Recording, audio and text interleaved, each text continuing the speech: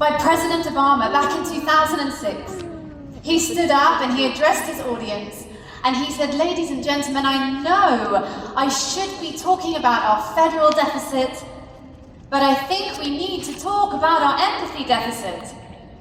And us humans, being humans, we did very little about this for the last 30 years. What Obama did was predict this loneliness.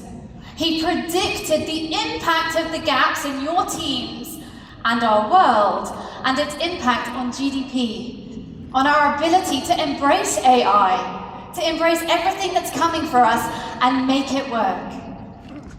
Today, the impact of that deficit is very wide-reaching. As I mentioned just now, we have a loneliness epidemic.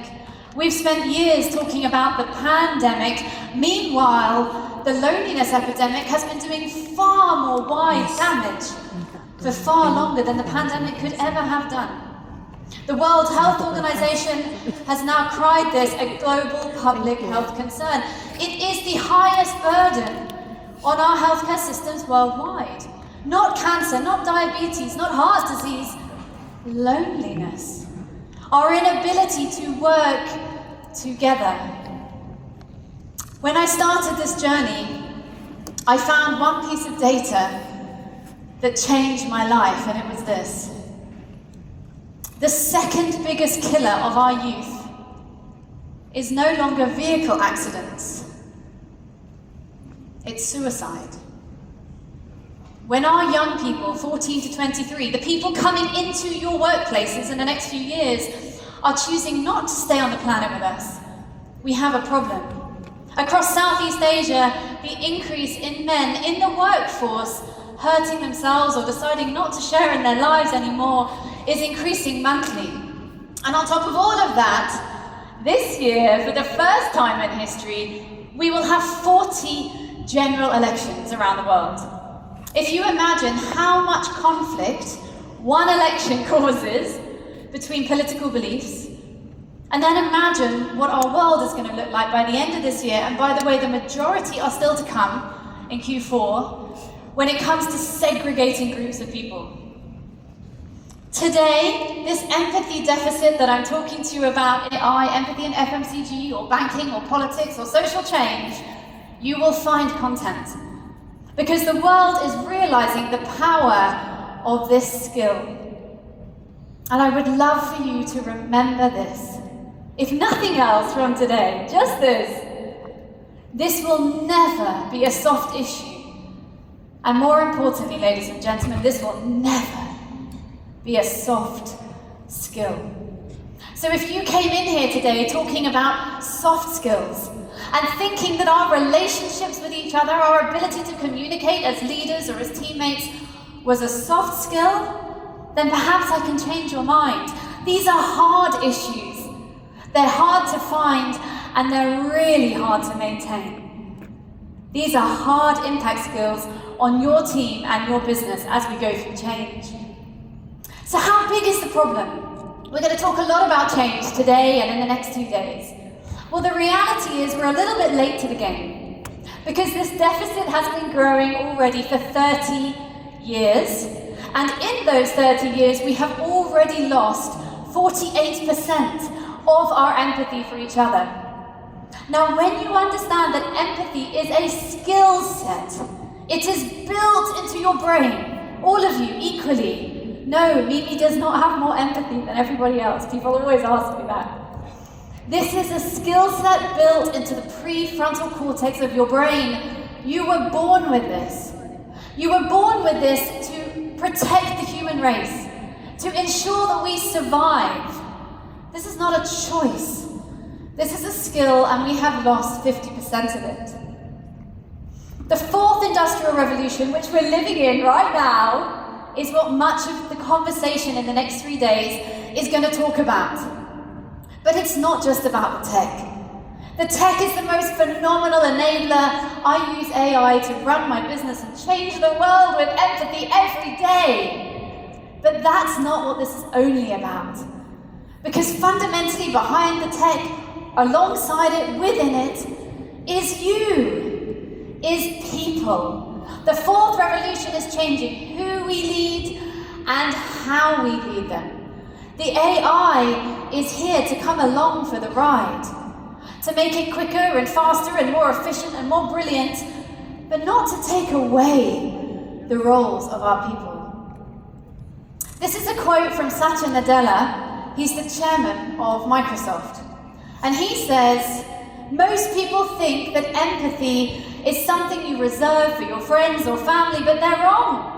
It's an existential business priority." So if you came here today not thinking much about the role of empathy in your team, perhaps you might leave today with a slightly different opinion. This is what organizational empathy is. This is your data set for your people. Yes, use the algorithms, use all the data that AI and machine learning can give you, but use this data set to understand each other, because it will future-proof your business. It will change how fast Malaysia, our city, I live here with all of you. It will change how fast we can capitalize on the investments and the dreams that you have heard about this morning.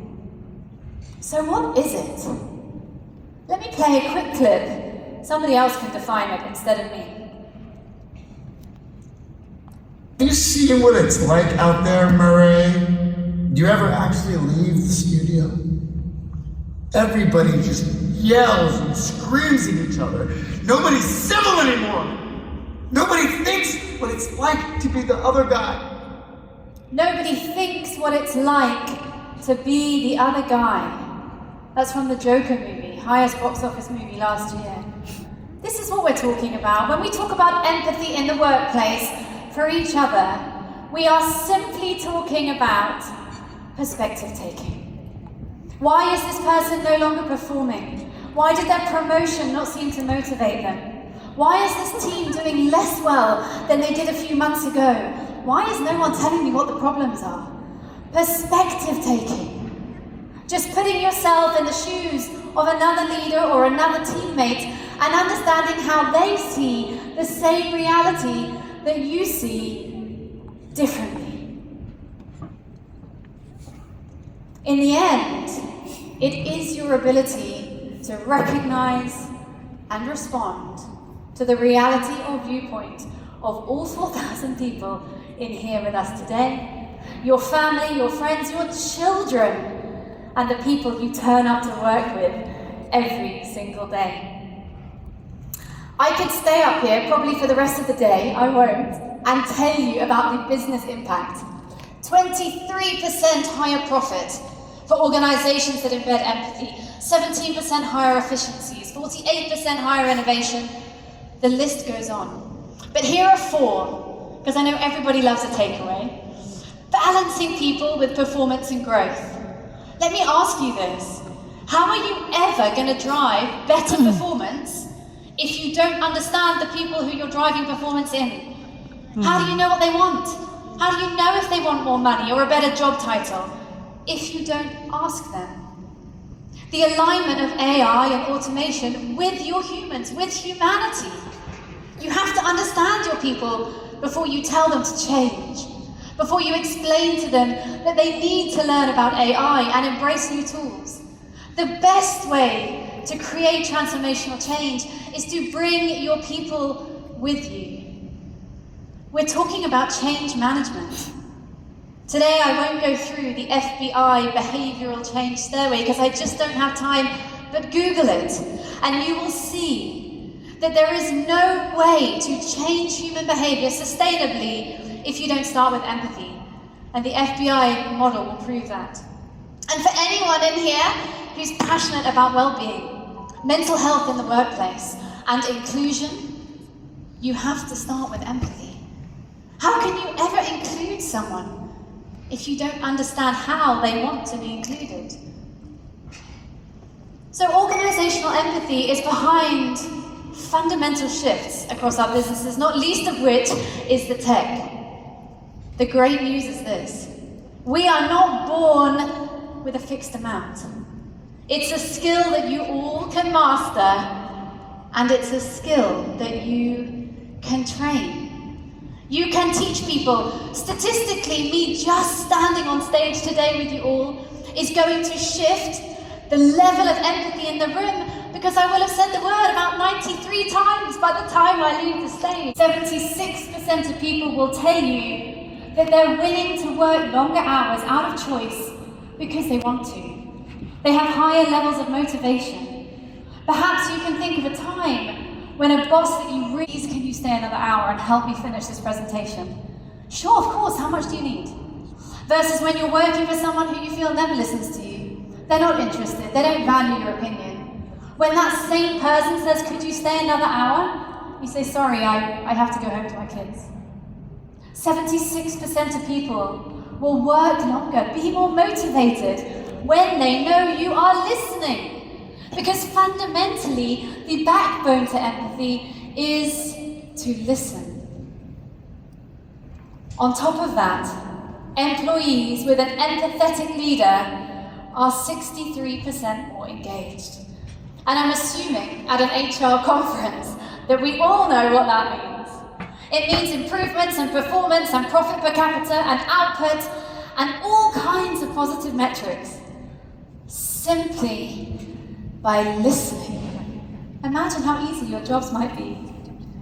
On top of that, we know that when we have higher levels of empathy in our business, we have higher levels of innovation. Innovation has to come from ideas.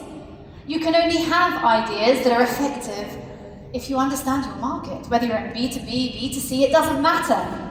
When you understand who you're selling to, you can create innovation that is more effective, that lasts longer, because people actually want it.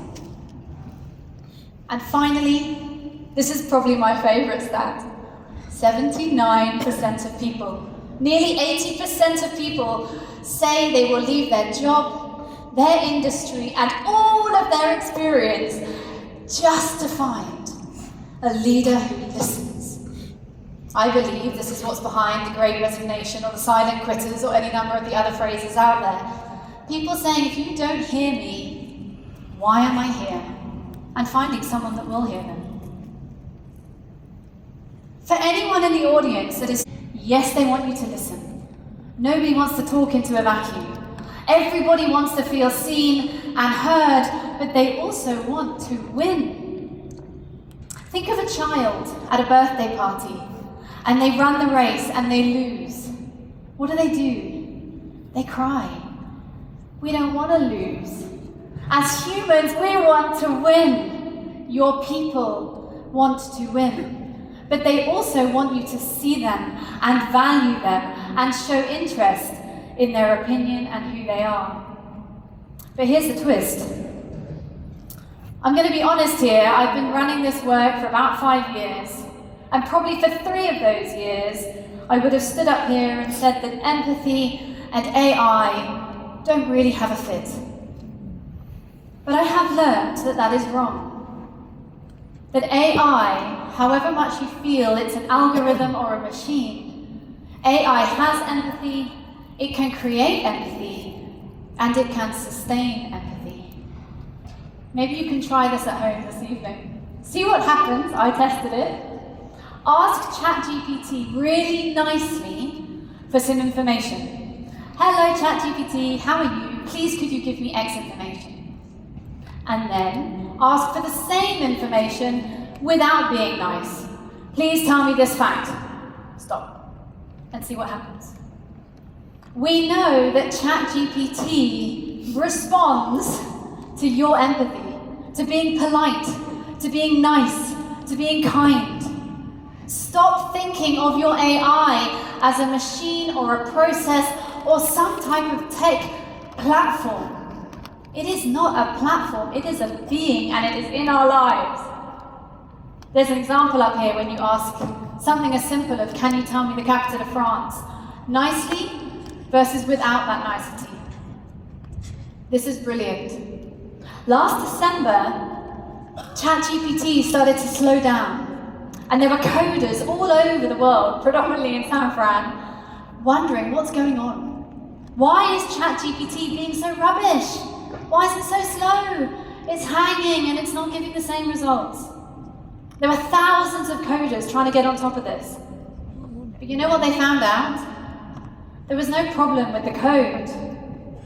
It was Christmas. ChatGPT has been trained predominantly to date in the West. And in the West, when December comes, we go on holiday. It's Christmas.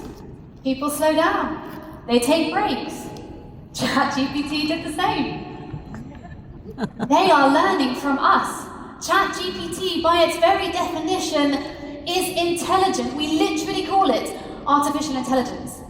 It is an intelligent reality. You can't code AI. There are people that can code it, back over there. Us, in our jobs, in our lives, in our teams, we can only guide it. And